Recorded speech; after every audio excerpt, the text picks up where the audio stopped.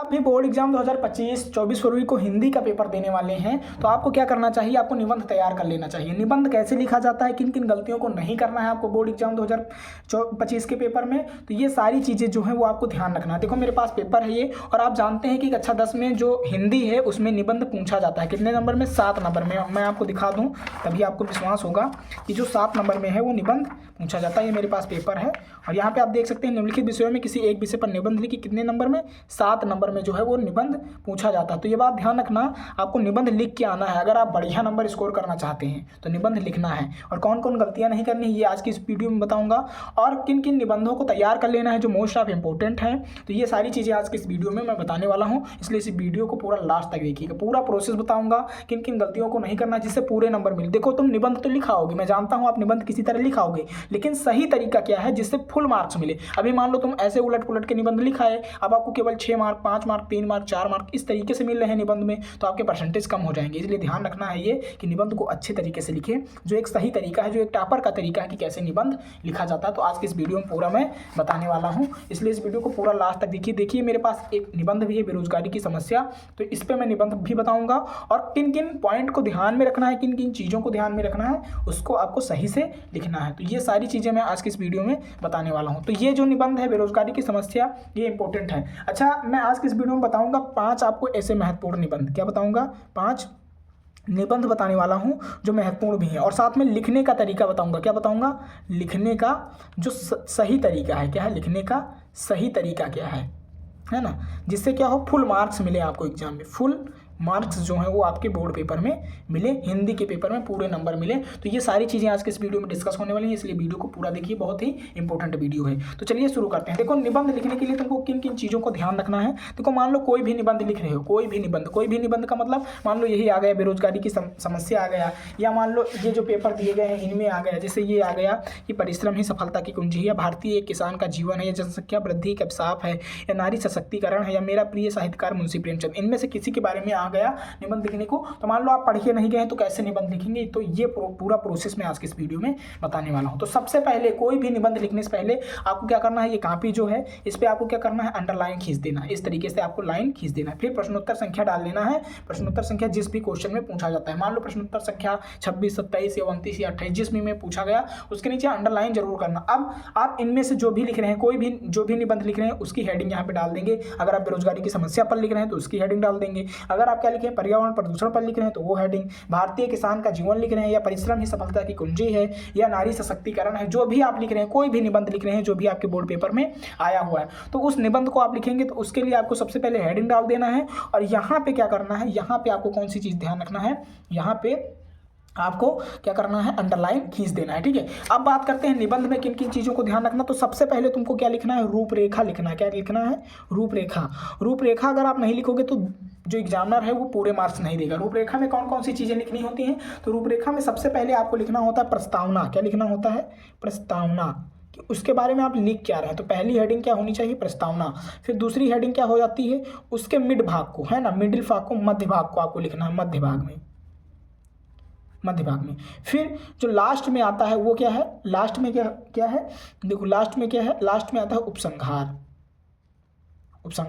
तो ये होता है कोई भी निबंध लिखने का फॉर्मेट, कि सबसे पहले उसके बारे में इंट्रोडक्शन दोगे, प्रस्तावना दोगे, फिर मध्य भाग में कौन कौन सी चीज़ें लिखनी है ये अभी मैं डिटेल में आपको बताता हूँ, और उसके बाद हम सबसे लास्ट में उपसंहार होना चाहिए। तो ये पूरा रूपरेखा है। तो इसमें कौन कौन सी चीज़ों को ध्यान में रखना है, तो ये मैं आज की इस वीडियो में पूरा बता दे रहा हूँ, तो आप समझ लीजिए। देखो जैसे मान लो आप बेरोजगारी की समस्या पर लिख रहे हो, तो बेरोजगारी की समस्या में रूपरेखा में आप क्या लिखोगे, प्रस्तावना लिखोगे। फिर आप उस बारे में क्या बता रहे हो, अगर मध्य भाग की बात करें तो मध्य भाग में मान लो आप बेरोजगारी की समस्या पर लिख रहे हो, तो बेरोजगारी की समस्या पे अगर आप लिख रहे हो तो इसमें आपको क्या करना है, मध्य भाग में आपको क्या करना है, उसका अर्थ बता देना है। मान लो पर्यावरण प्रदूषण का बना रहे हो, मान लो लिख रहे हो आप पर्यावरण प्रदूषण पे, तो उसका अर्थ लिख देना है कि पर्यावरण प्रदूषण क्या होता है ना। और अगर बेरोजगारी की समस्या पे लिख रहे हो तो उसका अर्थ लिख सकते हो, या पर्यावरण प्रदूषण के प्रकार कौन कौन से होते हैं, या बेरोजगारी के जो है हानि कौन कौन सी है ना, और बेरोजगारी के कारण कौन कौन से हैं। तो इस तरीके से जो है वो प्रस्तावना के बाद मध्य भाग में लिखा जाता है। तो देखो रूपरेखा मैंने क्या लिखी, बेरोजगारी की समस्या पे आज की इस वीडियो में निबंध है, तो इस निबंध को तैयार भी कर लीजिएगा। मोस्ट ऑफ इंपोर्टेंट निबंध मैं कह सकता हूँ कि 100%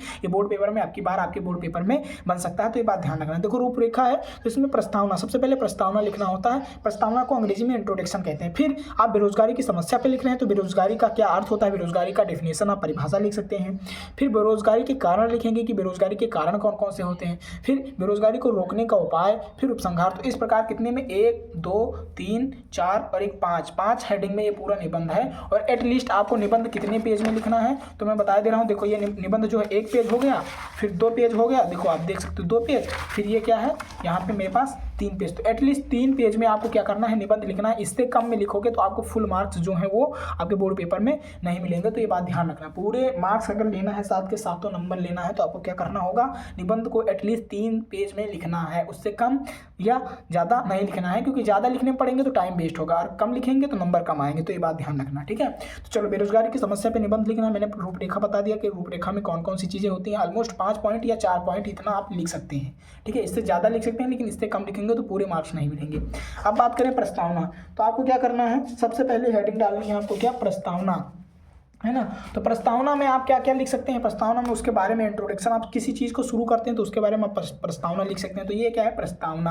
तो इसमें आप क्या लिखेंगे, बेरोजगारी की समस्या के बारे में लिख रहे हैं तो आप लिख सकते हैं बेरोजगारी की समस्या हमारे देश की प्रमुख समस्या है, यह दिन प्रतिदिन बढ़ती जा रही है। इसके कारण जो है, इससे एक और गरीबी, भुखमरी और दूसरी ओर युवकों में आक्रोश तथा अनुशासनहीनता को भी बढ़ावा मिलता है। चोरी, डकैती, हिंसा एवं आत्महत्या आदि अनेक समस्याओं का मूल कारण बेरोजगारी है। तो ये हो गया प्रस्तावना। मान लो आप किसी भी क्या कहते हैं निबंध के बारे में लिख रहे हैं तो सबसे पहले प्रस्तावना लिखना जरूरी हो जाता है। प्रस्तावना का मतलब इंट्रोडक्शन, कि तुम इस निबंध में लिखने वाले क्या हो, मीन्स तुम इस निबंध में क्या बताने वाले हो। तो इसमें बेरोजगारी के बारे में बता सकते हो, है ना। पूरा ओवरव्यू लिख सकते हो कि तुम इस पूरे निबंध में जो लिखने वाले हो उसका ओवरव्यू जो है वो तुम दे सकते हो, कि जो इसका ओवरव्यू है वो क्या है इस पूरे निबंध में, है ना। तो प्रस्तावना इसी पे बेस्ड होता है। तो आपने क्या लिखा, बेरोजगारी की समस्या हमारे देश की प्रमुख समस्या है, यह दिन प्रतिदिन बढ़ती जा रही है और इससे एक और गरीबी, भुखमरी, दूसरी ओर युवकों में आक्रोश तथा एक और अनुशासनहीनता को भी बढ़ावा मिलता है, और चोरी, डकैती, हिंसा एवं आत्महत्या, भ्रष्टाचार आदि चीज़ें जो हैं वो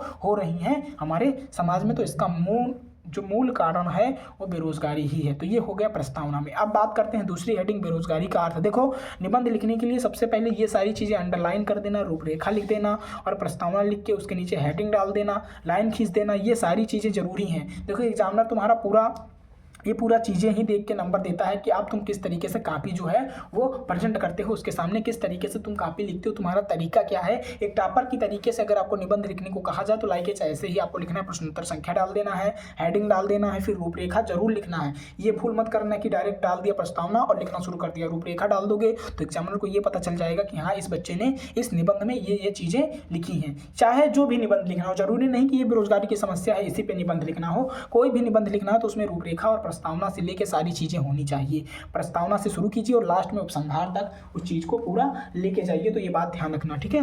तो ये पूरा प्रोसेस होता है क्या, समस्या, कोई भी समस्या हो, जैसे बेरोजगारी की समस्या हो गई, पर्यावरण प्रदूषण की समस्या हो गई, है ना, तो या जनसंख्या वृद्धि की समस्या हो गई, तो इन सब पे निबंध लिखना। तो ये सारी चीज़ें प्रोसेस पूरा ध्यान रखना। तो ये पूरा प्रोसेस हो गया प्रस्तावना। आई होप आपको समझ में आया होगा कि बेरोजगारी की समस्या में प्रस्तावना इंट्रोडक्शन में आपको क्या लिखना है। अब हम बात करते हैं आगे जो हमारा पूरा प्रोसेस है वो क्या है, उसके बारे में मैं पूरा आपको दिखाई देता हूँ। देखो बेरोजगारी का अर्थ। अब बेरोजगारी के अर्थ क्या होता है, दूसरी हेडिंग आपने डाल रखी थी बेरोजगारी का अर्थ। तो क्या लिखेंगे, जब कोई योग्य तथा काम करने के लिए इच्छुक व्यक्ति प्रचलित मजदूरी पर काम करता हो और उसे काम न मिले तो उसी अवस्था को बेरोजगारी कहते हैं। बेरोजगारी का अर्थ क्या है, जब कोई योग्य व्यक्ति है और उसको कोई काम नहीं मिल रहा है और वो मजदूरी या अनिच्छुक काम करे जो उसकी इच्छा के विरुद्ध है तो उसको बेरोजगारी कहते हैं, या उसको बेरोजगारी का अर्थ में आप लिख सकते हैं। क्या लिखेंगे, जब कोई योग्य तथा, देखो ये सिंपल है, बहुत ही इजी वे में लिखाया गया है, ऐसे ही आपको लिखना है। जरूरी नहीं कि जो चीज़ें आप याद करके जाते हैं, रट के जाते हैं, वही लिखेंगे, समझ रहे हैं। ये सारी चीज़ें जो हैं वो आप अपने मन से बना के भी लिख सकते हैं, जो आपके दिमाग में चल रही हैं उससे रिलेटेड आप आसपास जानते हैं। आप जानते हैं कि बेरोजगारी के कौन कौन सी समस्याएं होती हैं, बेरोजगारी के कारण कौन कौन से हैं, फिर आप उस उपसंहार लिख सकते हैं। तो इस प्रोसेस में आप लिख सकते हैं। फिर जब कोई योग्य तथा काम करने के लिए इच्छुक व्यक्ति प्रचलित मजदूरी पर काम करता हो और उसे काम न मिले तो उसी अवस्था को बेरोजगारी कहते हैं। बालक, वृद्ध, है ना, एवं अपंग व्यक्तियों को बेरोजगारी की श्रेणी में नहीं रखा जा सकता, वे काम करने के योग्य नहीं है। तो समझ रहे हैं, बालक, वृद्ध और जो असक्षम है काम करने में, अपंग व्यक्तियों को बेरोजगारी की श्रेणी में नहीं रखा जा सकता, जो वो काम करने के योग्य नहीं है। तो ये क्या हो गया, ये पूरा प्रोसेस हो गया बेरोजगारी के अर्थ का, है ना। बेरोजगारी के अर्थ में आपको कौन कौन सी चीज़ें ध्यान रखनी है ये मैंने बता दिया। देखो इस वीडियो को पूरा लास्ट तक देखना, मैं लास्ट में आपको 5 ऐसे महत्वपूर्ण निबंध बताने वाला हूँ जिनको आपको जरूर तैयार करना है। फिर बात करते हैं बेरोजगारी का कारण। बेरोजगारी के कारण कौन कौन से हैं। बेरोजगारी के कुछ प्रमुख कारण हैं। जनसंख्या में तीव्र वृद्धि से, भाई धरती पे अत्यधिक मात्रा में जनसंख्या वृद्धि हो गया तो उनके लिए काम भी कम पड़ जाएगा, है ना। तो भाई जाहिर सी बात है, जनसंख्या वृद्धि एक क्या है, बेरोजगारी का कारण है। शिक्षा का अभाव, बहुत से लोग अशिक्षा जो है वो अज्ञानी होते हैं, वो शिक्षा जो है उनको अच्छे तरीके से नहीं मिल पाती है, वो शिक्षित नहीं होते हैं इस कारण से भी।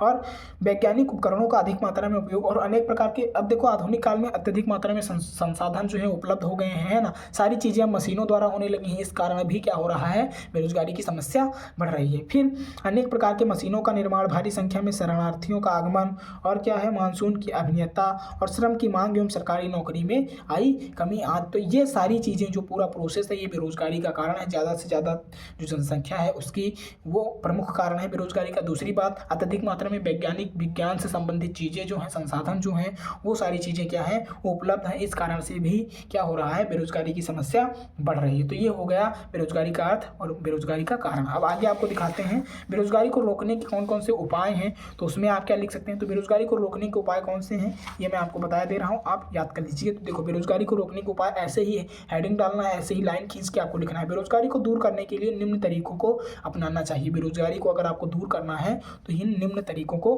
अपनाना चाहिए। पहला, जनसंख्या वृद्धि पर नियंत्रण। फिर परिवार नियोजन की विस्तारित करना। फिर देश में व्यापक स्तर पर औद्योगिकीकरण शुरू करना। कृषि के विकास के साथ पशुपालन तथा मुर्गी पालन को विकसित करना। सड़कों का निर्माण, मनरेगा को सुचारू रूप से चालू करना। तो इनसे क्या होगा, बेरोजगारी के ये रोकने के उपाय है। भाई ज़्यादा से ज़्यादा अगर जनसंख्या नहीं होगी तो काम का अभाव कम होगा और जिससे सारे लोगों को काम मिल जाएगा। परिवार नियोजन को विस्तृत होना। भाई परिवार नियोजित करोगे तो घर में बच्चे कम होंगे, जरूरत भी कम होगी तो कम आय में भी काम चल जाएगा। दूसरी बात, अत्यधिक मात्रा में उद्योग का बढ़ावा देना। दूसरी बात, कृषि के विकास में भी सहायता देना। उसके साथ साथ जो लघु उद्योग हैं जैसे पशुपालन हो गया, मुर्गी पालन हो गया, इन सबको विकसित करना भी क्या है, बेरोजगारी को रोकने के उपाय हैं। अब लास्ट में आपको क्या लिखना है, उपसंहार लिखना। तो उपसंहार आप क्या लिखेंगे, बेरोजगारी को दूर करने के लिए हमें एकजुट होकर प्रयास करना चाहिए एवं काम दरों पर काम नहीं करना चाहिए। हमें स्वयं को छोटा धंधा शुरू करके लोगों को रोजगार देना चाहिए तथा बहुत ही जरूरत पड़ने पर मशीनों का उपयोग करना चाहिए। ज़्यादा से ज़्यादा मजदूरों को रोजगार देना चाहिए। भाई